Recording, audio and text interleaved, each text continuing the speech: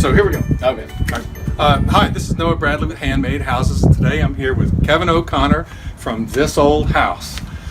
Kevin, exactly what is your role? What is your title? What do they call you there? Are you the host of the show or the boss or the? I'm the host. That's my title. What they call me is never boss and usually knucklehead. You're a knucklehead. So, as the host, I'm the guy who asks the questions of the expert. So as you know, Wow. Tom, Richard, Roger, Norm, these are the guys who are the real deal. They're professional contractors in the trades, have been their entire lives. I came on to the show, and my job is to basically be the homeowner. If you had Tom Silva in your house for a day, what would you ask him? And so that's what I do, and I get the coffee for him. Right. Do they treat you with proper respect, do you feel, or? I think they do, yes. I mean, it's like a little fraternal brothership, which is nice. I had to earn my keep. Right. If you've ever been on a job site, the best way to do that is spend a couple of years shutting up and doing what you're told. I grew up on job sites because my dad ran a bunch and my brothers were on them, so I knew that. And after a couple of years, they let me speak, and I think I've earned it. That's great. I'm still the new guy, so they still kick me around, but that's all right. Every job site's got someone to kick around. Right. It's almost a form of apprenticeship, isn't it? Would you think? For me, it definitely is. I started out here as a homeowner who thought I was pretty good working on the weekend. I had my own set of tools, built a little furniture, and realized that the guys I was working with were here. And then after 14 years, I've sort of come up to here, which got me closer. Unfortunately, they've continued to go. But I am, that's what I do. I'm on the job site asking them questions, and I'm learning stuff every day. I'm laying hands on the stuff next to them whenever I can. That's my favorite part of the job. Right. And so I've learned a ton. Right. I've enjoyed your show for years, and particularly one of the things I like is that not only you work with the vintage materials, you really grow to appreciate historical construction, but also you delve into new construction as well. First of all, with regard to what you have found behind the walls, you've obviously seen vintage traditional log cabin work. You've seen timber framing. You've seen stone. And how do you feel that applies to new construction today? Do you still think that those forms of construction apply in today's world? Well, they certainly apply for us because we don't get rid of them. When we come across a house that's built in 1760 and it's a timber frame and it's built the way it's built, we're not tearing the house down. Right. So we can't ignore the timber frame construction, even when we're renovating and adding on with 2x4s. Right. So it's important that our guys understand it. It's important that they sort of respect it because you've got to bring the two together. When we build new, we have done both. We have built new with conventional, with 2x-dimensional stuff. But we've also built brand new with timber frames. Sort of an old art, but a great way to do it with completely brand new houses. One of the most energy efficient houses we've ever made was a timber frame skinned in SIPs. And it's a great way to do it. It makes a ton of sense. You're trying to get something different out of it today than you were trying to get out of it 200 years ago. But it works. So adapting the old with the new construction really works well. Always. Absolutely. Of the new forms of construction, which holds the most appeal to you? There are the new alternative types of construction.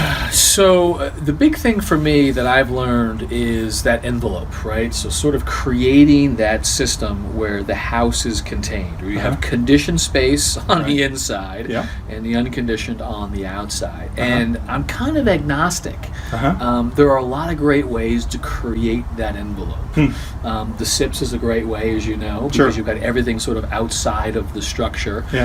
But we can do that same thing to the same effect with traditional stick-built homes, where we actually wrap the insulation out of a 2x4 structure, one that we think of as being, with penetrations everywhere. We can wrap that with a continuous layer of insulation. And so I don't have to pick a favorite. What we're trying to do is apply whatever's in the tool bag to whatever the homeowner needs and what they're looking for. Some people want to see that timber frame, and they want energy efficiency. And we say, done. We got to do it. Some people are like, I don't need to see the timbers. I don't want to pay for the timbers, but I want super efficient, and we can do it stick. I understand you're a big fan of the ICF construction, isolated concrete. I am, but not nearly as much as Tom Silva. Probably maybe an unknown secret is that if he could build his ideal house, he's building. We use the ICFs for foundations traditionally. He's building the whole house out of ICFs. He loves these things so much. He's doing 3 stories, foundation in the ground, ICFs. I don't quite understand why, but he loves it. But for us, when we use them in the foundation system, we love them. It's a great system.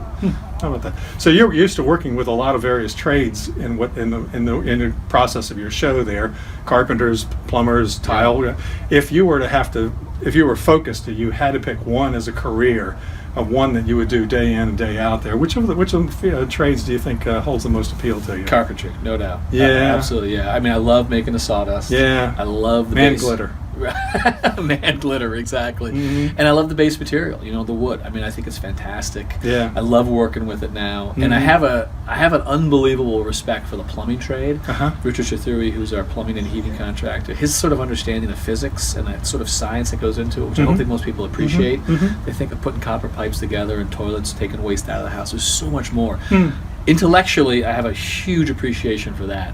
But if I had to pick the one, and I do it now, like when I choose to do stuff around the house, I do the carpentry, I hire the plumber, that kind of thing. Yeah, I hear you on that one.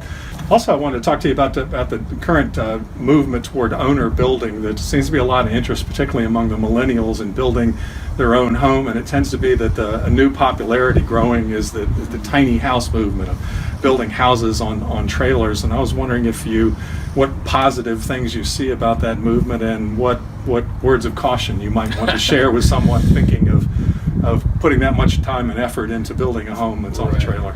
Well, I guess the first thing I would say would be either caution or a challenge. I don't think it's a movement. I think it's a fad. But I don't think it's a bad thing. I don't think if you look at the gross numbers of what's being built, that tiny homes even make up a tiny fraction of those. That being said, they're remarkable.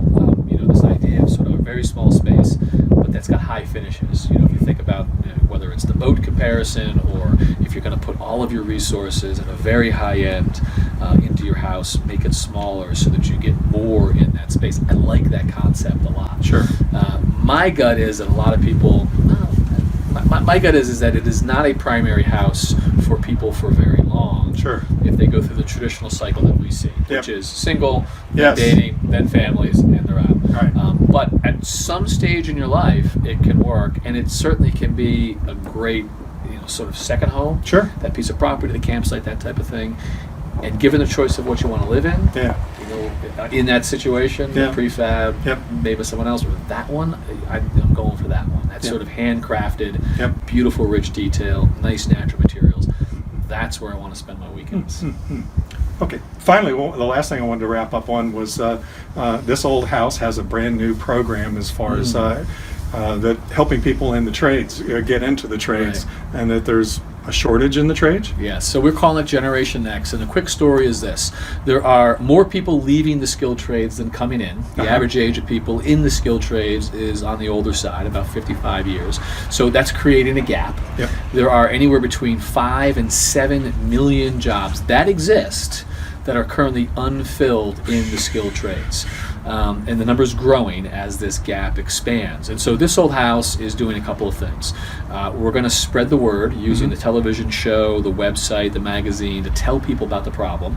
But we're also collaborating with someone who's really done a great job in articulating this, and that's Mike Rowe from Dirty Jobs. He's a great guy. It's awesome. He tells this, he talks about this problem better than anyone else in the country. We're thrilled to partner with him. And he has already done the first hard step, which is to create a scholarship foundation. So he is giving money to young kids to go into programs that teach the skilled trades. So we're going to, at this old house, help him tell that story. We're hopefully going to help him raise money for the scholarship foundation. We're very thrilled that we've already given him, through sponsors that we work with on this old house and their generosity, already given him $500,000 for the scholarship fund. Wow. And we'll hope to give some more to that. Yeah, so it's going to be a nice partnership between, there's a lot of big companies who we work with who see this as a problem, who see it sort of as existential to their business. So they're chipping in, we're chipping in. Mike Rowe's got a great thing going on. That collaboration will hopefully get the word out there, change the perception about what these jobs are, and maybe steer some people into these really good paying jobs that exist, and change their thinking on it. Amazing. Well, Kevin, thank you so much for spending time with us today. My pleasure, no, thank you. Okay. All right. Cool.